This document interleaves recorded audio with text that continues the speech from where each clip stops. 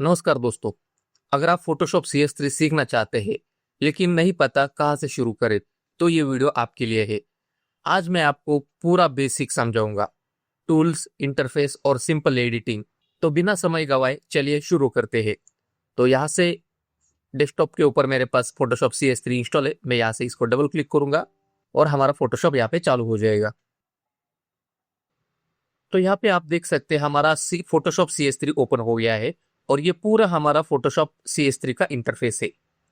तो यहाँ पे आप देख सकते हैं ये फाइल से लेके हेल्प तक ये सारा हमारा मेनू बार है और उसके नीचे ये ऑप्शन बार है। ये ऑप्शन बार तभी आता है जब आप किसी टूल को यहाँ पे सेलेक्ट करते हैं। तो यहाँ पे जो भी टूल आप ओपन करेंगे उसकी सारी प्रॉपर्टी आप यहाँ पे देख सकते हैं। तो इसे प्रॉपर्टी बार भी कह सकते हैं या फिर ऑप्शन बार भी कह सकते हैं।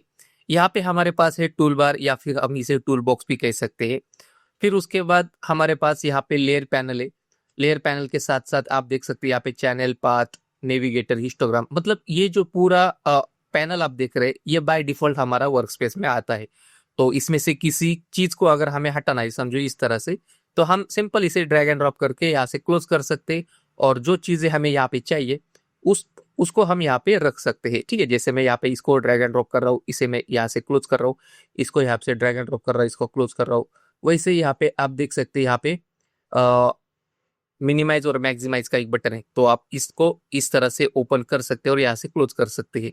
ठीक है, यहाँ पे लेयर पैनल है, ये सब है। अगर इनकेस ये आपसे यहाँ से क्लोज हो जाता है, समझो ये लेयर पैनल भी यहाँ से क्लोज हो जाता है, तो ये सारे पैनल अगर आपको चाहिए तो आप यहाँ पे विंडोज में जाएंगे। विंडोज में आपके पास वर्क स्पेस है, तो यहाँ पे आप डिफॉल्ट वर्क स्पेस ले सकते हैं। जैसे कि यहाँ पे आप देख सकते हैं मैं यहाँ पे डिफॉल्ट वर्क स्पेस कर दूंगा तो ये डिफॉल्ट वर्क स्पेस आ जाएगा। ठीक है, तो इस तरह से ये काम करता है। अभी हम यहाँ पे देखेंगे कि नया फाइल किस तरह से बनाते हैं। ठीक है, यहाँ नया फाइल बनाने के लिए आपको सिंपल फाइल में जाना है और यहाँ पे न्यू करके एक ऑप्शन है, आप इसको क्लिक कर सकते हैं या फिर इसका जो शॉर्टकट है कंट्रोल N। तो अगर मैं यहाँ पे कंट्रोल N प्रेस करता हूँ तो आप देख सकते हैं यहाँ पे नया इंटरफेस, न्यू फाइल का इंटरफेस आ जाएगा। यहाँ पे आप फाइल का नाम दे सकते हैं। आपको कौन सा प्रीसेट यहाँ पे यूज करना है, US paper, international paper. International paper में आपको A3, A4 इस तरह की पेपर साइज आ जाएंगी।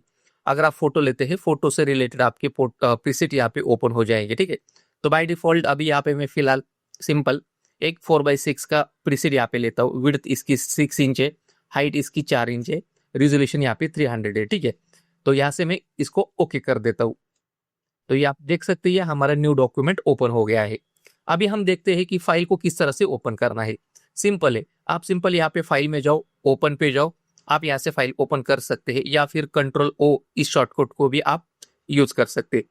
तो अभी यहाँ पे मैं इस फाइल को ओपन कर देता हूँ। आप देख सकते हैं ये फाइल हमारी फोटोशॉप में ओपन हो गई है। ठीक है, तो इस तरह से आप फाइल को कंट्रोल O या फिर यहाँ पे फाइल से ओपन कर सकते हैं। अभी इस CS3 फोटोशॉप में हम देखेंगे कि कौन से ऐसे महत्वपूर्ण टूल है जो हमें यहाँ पे बार बार यूज होने वाले हैं। सबसे इंपॉर्टेंट ये है यहाँ पे मूव टूल। ठीक है, तो मूव टूल क्या करता है कि किसी भी लेयर को अगर आपको ऊपर नीचे करना है, समझो यहाँ पे ये लेयर पैनल है, लेयर पैनल में आप देख सकते हैं एक ही लेयर है। ठीक है, अगर मैं इस मूव टूल को सेलेक्ट करते हुए और यहाँ पे आप देख सकते हैं लेयर पैनल में जो हमारी इमेज ओपन है ये अभी फिलहाल लॉक है। लॉक है मतलब ये अभी यहाँ पे इस इमेज को हम मूव नहीं कर सकते। लेकिन जैसे मैं इसको डबल क्लिक करता हूँ तो यहाँ पे ये न्यू लेयर का पैनल ओपन हो जाएगा। तो यहाँ पे जो बैकग्राउंड नाम है, तो इस ओपन हुई लेयर को हम यहाँ पे नाम दे सकते हैं। तो फिलहाल हम यहाँ पे ओके करेंगे। आप देख सकते यहाँ पे इस लेयर का लॉक हट गया है। तो अब हम इस इमेज को यहाँ पे इस तरह से मूव कर सकते हैं या फिर हम इस लेयर को अगर डुप्लीकेट करना चाहते हैं तो हम यहाँ पे कंट्रोल J करेंगे तो यहाँ पे इसका डुप्लीकेट कॉपी बन जाएगा। और यहाँ पे लेयर पैनल में आप देख सकते हैं किसी भी लेयर को लॉक नहीं है, तो हम आसानी से इन लेयर को ऊपर नीचे कर सकते हैं या फिर किसी भी लेयर का जो भी नाम है इसको हम सिंपल डबल क्लिक करेंगे तो उस लेयर को हम यहाँ पे नाम दे सकते हैं। जैसे यहाँ पे मैंने नाम दिया लेयर 1। तो इस तरह से ये काम करता है। फिर उसके बाद हमारा जो अगला टूल है यहाँ पे है मार्की टूल। ठीक है, मार्की टूल जैसे आप यहाँ पे देख सकते हैं कि यहाँ पे मूव टूल सेलेक्ट किया तब यहाँ पे ये सिंगल टूल था, लेकिन आप मार्की टूल को सेलेक्ट करने जाएंगे तो इसके नीचे आपको एक छोटा सा ट्रायंगल मिलेगा। इसका मतलब ये है कि उस टूल में बहुत सारे टूल अभी अवेलेबल है। तो जैसे मैं यहाँ पे लॉन्ग प्रेस करता हूँ, आपको यहाँ पे rectangle marquee tool, elliptical marquee tool, single row marquee tool और सिंगल कॉलम मार्की टूल यहाँ पे मिल जाएगा। तो यहाँ पे हम रेक्टेंगल मार्की टूल लेते हैं। तो ये किस तरह से काम करता है, ये इस तरह से आपके सिलेक्शन को बनाने का काम करता है। ठीक है, इस तरह से आप देख सकते हैं। फिर यहाँ पे दूसरा रेक्टेंगुलर इलिप्टिकल मार्की टूल है, ये किस तरह से काम करता है, ये सिंपल इस तरह से सर्कल बनाने का काम करता है। ठीक है, अगर आपको एक प्रॉपर सर्कल बनाना है तो हम यहाँ पे शिफ्ट बटन प्रेस करेंगे तो ये एग्जैक्ट सर्कल हमें बना के देगा। फिर उसके बाद यहाँ पे सिंगल मार्की टूल है, ये सिंपल इस तरह से लाइन ड्रॉ करता है, लाइन ड्रॉ करने के लिए काम आता है। ठीक है, और ये जो सिलेक्शन यहाँ पे आया है उसको हमें हटाने के लिए हम कंट्रोल डी बटन प्रेस कर सकते हैं। अभी हम अगला टूल यहाँ पे देखते हैं, लासो टूल। ठीक है, यहाँ पे है लासो टूल, सेम उसी तरह से अगर हम इसे लॉन्ग प्रेस करेंगे तो लासो टूल, यहाँ पे पॉलीगोनल लासो टूल और magnetic lasso tool. Lasso tool क्या करता है कि अगर हमें यहाँ पे इस तरह से फ्री फॉर्म में सिलेक्शन करना है तो हम सिलेक्शन कर सकते हैं। ठीक है, इस तरह से, तो यहाँ पे मैं कुछ भी इस तरह से सिलेक्शन कर सकता हूँ, जैसे मैं यहाँ पे किसी कैनवस पे या पेपर पे पेंसिल चलाता हूँ उस तरह से ये सिलेक्शन हो जाता है। ठीक है, तो आगे चल के हम इसका भी उपयोग देख लेंगे। फिर उसके बाद यहाँ पे उसी टूल में पॉलीगोनल लासो टूल है, ये क्या करता है, किसी एक ही पर्टिकुलर एंगल में ये सिलेक्शन करता रहता है। ठीक है, इस तरह से।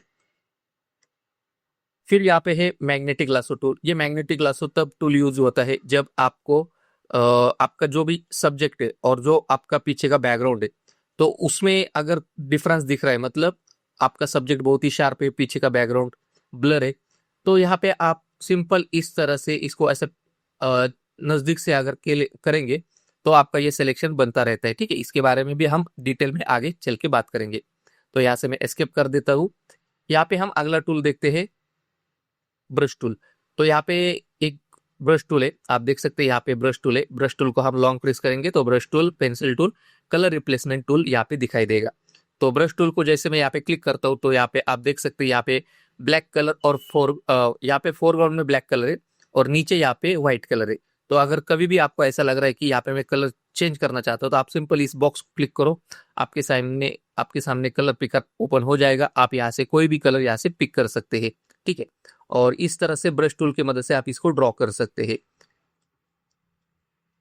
तो ये पेंटिंग में यूज होता है और रिटचिंग में इसको यूज हम कर सकते हैं। ठीक है, तो आगे चल के इसके बारे में डिटेल में देखेंगे। अभी यहाँ पे हम कंट्रोल जेड करते हैं। कंट्रोल जेड मतलब क्या होता है कि अंडू होता है, जिससे क्या होता है कि हमने जो भी काम किया है, जो भी स्टेप्स हमने किए हैं वो हम एक एक स्टेप पीछे जा सकते हैं। तो यहाँ पे अंडू करने के लिए या फिर एक स्टेप पीछे जाने के लिए कंट्रोल अल्ट जेड हम प्रेस करेंगे तो हम एक एक स्टेप्स यहाँ पे पीछे जा सकते हैं। फिर यहाँ पे है इरेजर टूल। तो अगर आपने समझो यहाँ पे इरेजर टूल यहाँ पे सिलेक्ट किया, आप देख सकते हैं यहाँ पे इरेजर टूल है। ठीक है, इसका शॉर्टकट ई है। तो इरेजर टूल क्या करता है कि आपको पहले यहाँ पे इमेज को सिलेक्ट करना है। यहाँ पे इस इमेज को में आप यहाँ पे देख सकते हैं लेयर पैनल में दो आईज का आइकॉन है। तो इसका मतलब क्या है कि ये आपका इमेज को ऑन करता है और ऑफ करता है। ठीक है, अभी यहाँ पे फिलहाल मैं ऊपर वाली लेयर को ऑफ करके रखता हूँ और लेयर 1 को मैं यहाँ पे ऑन करता हूँ। अभी जब भी हमारा लेयर पैनल में कोई भी लेयर सेलेक्ट होगी और इरेजर हमारा सिलेक्ट होगा तो कुछ इस तरह से ये हमारे इमेज को इस तरह से ये इरेज करता रहता है। ठीक है, हम वापस से कंट्रोल अल्ट जेड करेंगे। फिर यहाँ पे हम अगला टूल देखेंगे, टेक्स्ट टूल। तो यहाँ पे आप देख सकते हैं यहाँ पे टी लिखा है, यहाँ पे टी में बहुत सारे ऑप्शन है। हॉरिजॉन्टल मतलब जो सीधा हमारा टेक्स्ट लिखता है, ये वर्टिकल, ये खड़े में ऐसे वर्टिकली आपको टाइपिंग करके देगा। तो यहाँ पे हॉरिजॉन्टल टेक्स्ट को टूल को हम यहाँ पे सेलेक्ट करते हैं और यहाँ पे सिंपल किसी एक जगह पे यहाँ पे क्लिक करते हैं। ठीक है, क्लिक करने के बाद यहाँ पे हम जो भी यहाँ पे टाइप करेंगे वो यहाँ पे टाइप होता रहेगा। ठीक है, तो फिलहाल यहाँ पे मैं फोटोशॉप टाइप कर देता हूँ, फोटो। ठीक है, फिर उसके बाद हम वापस से मूव टूल सेलेक्ट करेंगे और मूव टूल की मदद से हम इसे जहां पर भी चाहिए रख सकते हैं। हम इसको, इस टेक्स्ट को अगर हमें सेलेक्ट करना है तो हम यहाँ पे इसको डबल क्लिक कर सकते हैं।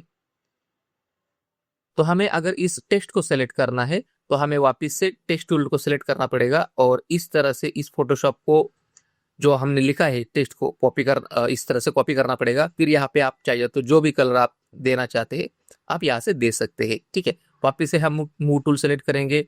फिर उसके बाद अगर आपको इसका साइज बढ़ाना है वापस से टेक्स्ट टूल को सेलेक्ट करेंगे और यहाँ पे इस तरह से आप देख सकते हैं ऊपर साइज दिया है, आप अपने हिसाब से साइज को एडजस्ट कर सकते हैं। अगर मैं यहाँ पे ये जो टी लिखा है यहाँ पे कर्सर लेके जाता हूँ तो आप इस तरह से साइज को कम ज्यादा कर सकते हैं। ठीक है, फिर उसके बाद आपके पास आपके पीसी में जो भी फॉन्ट्स अवेलेबल रहेंगे उस हिसाब से आप इसको फोटोशॉप को बदल सकते हैं। वापस से हम मूव टूल सेलेक्ट करेंगे। अभी यहाँ पे हम देखते हैं अगला टूल जूम टूल।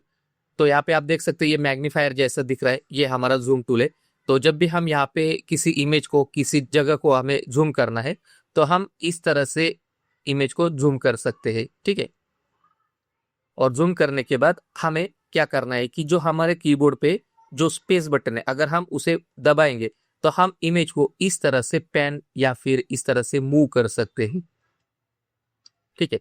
तो यहाँ पे जूम करने से एक काम अच्छा होता है कि हम बहुत नजदीक से यहाँ पे डिटेल में काम कर सकते हैं, ठीक है। और अगर हमें माउस के जरिए इमेज को जूम इन जूम आउट करना है तो आपको क्या करना है कि यहाँ पे एडिट में जाना है।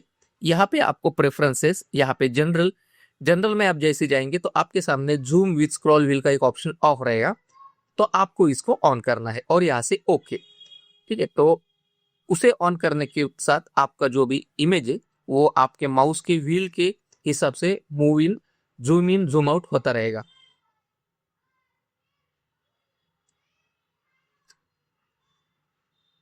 अभी हम यहाँ पे क्या करेंगे, ये जो टेक्स्ट टूल है और ये जो लेयर टूल है इन दोनों को हम यहाँ से डिलीट करेंगे। डिलीट करने के लिए सिंपल आपको लेयर को सेलेक्ट करना है और यहाँ पे रिसाइकल बिन का एक ऑप्शन है, आप यहाँ पे क्लिक करो और यहाँ से आपको पूछेगा ये डिलीट लेयर करनी है तो हम यहाँ पे यस करेंगे। हमें टेक्स्ट लेयर भी डिलीट करनी है तो हम यहाँ पे टी को सेलेक्ट करेंगे और यहाँ से डिलीट कर देंगे, या फिर हम कीबोर्ड से सिंपल डिलीट बटन दबाएंगे। अभी आप देख सकते हैं लेयर पैनल में हमारे पास एक ही लेयर है। तो यहाँ पे हम थोड़ा सा एडिटिंग करेंगे। सबसे पहले यहाँ पे ब्राइटनेस और कॉन्ट्रास्ट को हम ठीक करेंगे। ब्राइटनेस और कॉन्ट्रास्ट को ठीक करने के लिए हम यहाँ पे इमेज में जाएंगे, इमेज में एडजस्टमेंट, और यहाँ पे आप देख सकते हैं यहाँ पे ब्राइटनेस और कॉन्ट्रास्ट का एक ऑप्शन है, ठीक है। आपके सामने कुछ इस तरह से ये पैनल ओपन हो जाएगा। आपको सिंपल इस तरह से ब्राइटनेस कॉन्ट्रास्ट यहाँ पे कम करना है, ठीक है। आपके हिसाब से, आपको जैसा टेस्ट है आपके हिसाब से। और यहाँ पे प्रीव्यू है, आप प्रीव्यू इसका देख सकते हैं। यहाँ से हम ओके कर सकते हैं, ठीक है। फिर उसके बाद हम यहाँ पे टेक्स्ट को ऐड कर सकते हैं। जैसे यहाँ पे मैं टेक्स्ट को ऐड करना चाहता हूँ। टेक्स्ट को ऐड करने के लिए यहाँ पे सबसे पहले आपको क्या करना है कि नॉन डिस्ट्रक्टिव वर्क आपको करना है। तो किसी भी इमेज के ऊपर अगर आप कोई काम कर रहे हो तो या फिर आप उसका डुप्लीकेट कॉपी बना लो, कंट्रोल जे, या फिर आप यहाँ से न्यू लेयर ले सकते हैं। तो यहाँ पे मैंने इसका डुप्लीकेट बना लिया। यहाँ पे हम यहाँ पे टेक्स्ट ऐड करेंगे। तो यहाँ पे सिंपल टी को प्रेस करेंगे, टी को यहाँ पे सेलेक्ट करेंगे और इमेज के ऊपर प्लेस करेंगे और यहाँ पे लिख देंगे वेडिंग डे। तो यहाँ पे इस तरह से हम टेक्स्ट को ऐड करेंगे और यहाँ पे मूव टूल लेंगे। मूव टूल की मदद से हमें जहाँ चाहिए हम इसको वहां रख सकते हैं, ठीक है। मैं यहाँ पे रख देता हूँ और इसको सेलेक्ट करके मैं यहाँ पे टिक टेक को सेलेक्ट करता हूँ। इस टेक्स्ट को मैं सेलेक्ट करता हूँ, इसका साइज में कम कर देता हूँ। फिर उसके बाद हमें चाहिए तो इसका हम फॉन्ट भी यहाँ पे चेंज कर सकते हैं। और यहाँ पे मुझे ये कलर नहीं चाहिए तो मैं यहाँ पे व्हाइट कलर रख देता हूँ, ठीक है। और कुछ इस तरह से यहाँ पे टेक्स्ट रख सकता हूँ, ठीक है। आप देख सकते हैं ये टेक्स्ट में जहां पर भी चाहिए वहां रख सकता हूँ, क्योंकि यहाँ पे मुझे ज्यादा कॉन्ट्रास्ट मिल रहा है तो मैं यहाँ पे रख दूंगा।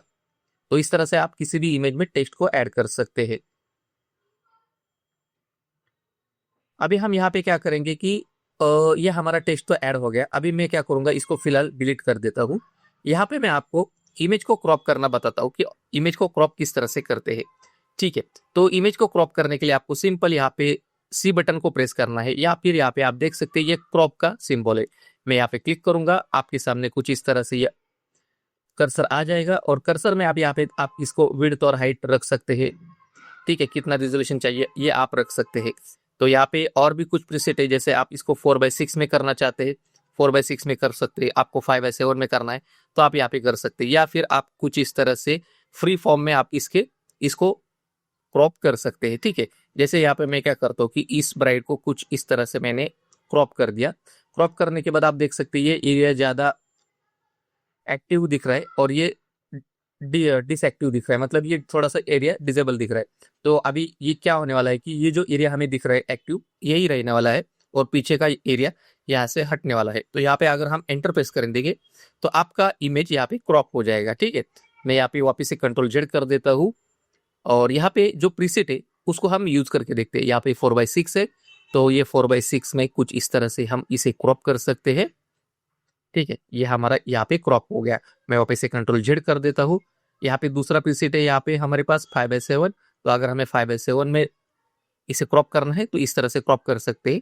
अगर इस क्रॉप के डायमेंशन को, ये वर्टिकल अभी दिख रहा है, अगर आपको हॉरिजॉन्टल करना है तो सिंपल है, आप इसको हॉरिजॉन्टल भी कर सकते हैं। इसके लिए आपको क्या करना है कि शिफ्ट बटन प्रेस करना है और कुछ इस तरह से आपको कर्सर को लाना है। ठीक है, इस तरह से आप कर सकते हैं। या फिर एक काम कर सकते हैं, जैसे मैं क्रॉप को एस्केप करूंगा, एस्केप की जैसे मैं बटन प्रेस करूंगा तो यहाँ पे क्रॉप हमारा सेलेक्ट है, लेकिन क्रॉप यहाँ पे अभी इमेज हमारी क्रॉप नहीं हुई। तो यहाँ पे हम क्या कर सकते हैं, विड्थ 5:7, हाइट 7, यहाँ पे आप देख सकते हैं विड्थ 5 इंच और हाइट 7 इंच। तो हम सिंपल इसे मूव करेंगे, यहाँ पे जैसे हम यहाँ पे स्विच करेंगे तो ये हमारा 5:7 यहाँ पे हॉरिजॉन्टल हो जाएगा। ठीक है, इस तरह से आप क्रॉप कर सकते हैं। या फिर वापस से मुझे इसका डायमेंशन चेंज करना है, मैं वापस से यहाँ पे क्लिक करूंगा, ये हमारा इस तरह से ये दिखने लगेगा। यहाँ पे हम एस्केप करेंगे। फिर उसके बाद अगर हमने जो भी एडिटिंग किया है, फॉर एग्जांपल जैसे मैंने यहाँ पे इमेज में गया, एडजस्टमेंट, यहाँ पे ब्राइटनेस कॉन्ट्रास्ट में इस इमेज को इस तरह से मैंने ब्राइट किया, कॉन्ट्रास्ट को इस तरह से बढ़ाया। ठीक है, इसको इस तरह से मैंने एडजस्ट किया। अभी जो भी मैंने एडिटिंग की, उस एडिटिंग को या फिर उस इमेज को मुझे सेव करना है, तो यहाँ पे हम क्या करेंगे, यहाँ पे सिंपल फाइल में जाएंगे और यहाँ पे सेव है, इसका जो शॉर्टकट है Ctrl+S। तो यहाँ पे मैं जैसे इसको सेव करूंगा तो आपको ये पूछेगा कि इस इमेज को आपको कहाँ पे सेव करना है। तो जैसे हम यहाँ पे Ctrl+S करेंगे या फिर सेव करेंगे, आपके सामने कुछ इस तरह से ये पैनल आ जाएगा और ये आपको पूछ रहा है कि इस फाइल को कहाँ पे सेव करना है। तो आप यहाँ पे माय कंप्यूटर में जाके उस फाइल का डेस्टिनेशन आप यहाँ पे चूज कर सकते हैं। तो ठीक है, यहाँ पे मेरे पास ऑलरेडी फोल्डर है, मैं उसी फोल्डर में इसको सेव करना चाहता हूँ। यहाँ पे आप देख सकते हैं बहुत सारे फाइल के टाइप आपको दिखाई देंगे। यहाँ पे हम फाइल को नाम दे सकते हैं, लेकिन उससे पहले फॉर्मेट हमें चेक करना पड़ेगा। अभी यहाँ पे आप देख सकते हैं ये फोटोशॉप पीएचडी, अगर हम इस फॉर्मेट में इमेज को सेव करेंगे तो ये पीएचडी फॉर्मेट में सेव हो जाएगी। यहाँ पे आप देख सकते हैं लेयर पैनल में बहुत ज़्यादा एडिटिंग मैंने की नहीं, तो इस इमेज को कोई पीएचडी सेव करने का कोई मतलब नहीं। लेकिन बहुत सारा अगर लेयर से अगर हम उसे पीएचडी में सेव करते हैं तो उसमें उसको बाद में हम एडिट कर सकते हैं। यहाँ पे है बीएमपी, जो हमारा पेंट रहता है,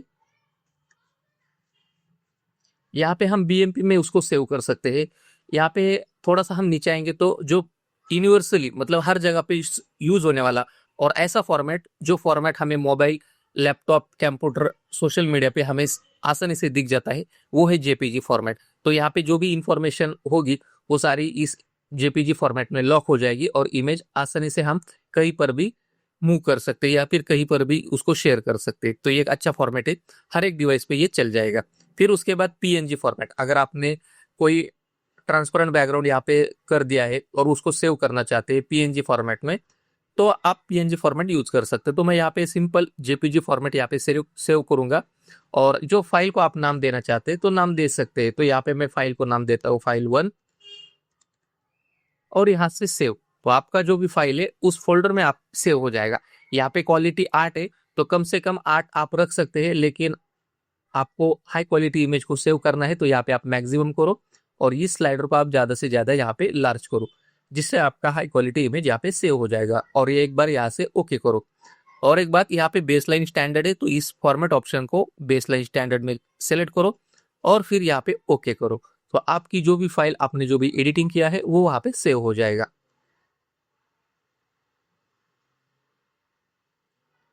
तो दोस्तों ये था फोटोशॉप CS3 का पूरा बेसिक गाइड। अगर आपको वीडियो पसंद आया तो लाइक और चैनल को सब्सक्राइब जरूर करें। कमेंट में बताएं आप क्या सीखना चाहते हैं, फोटो एडिटिंग, ग्राफिक डिजाइन या और कुछ। मिलते हैं अगले वीडियो में, तब तक के लिए नमस्ते।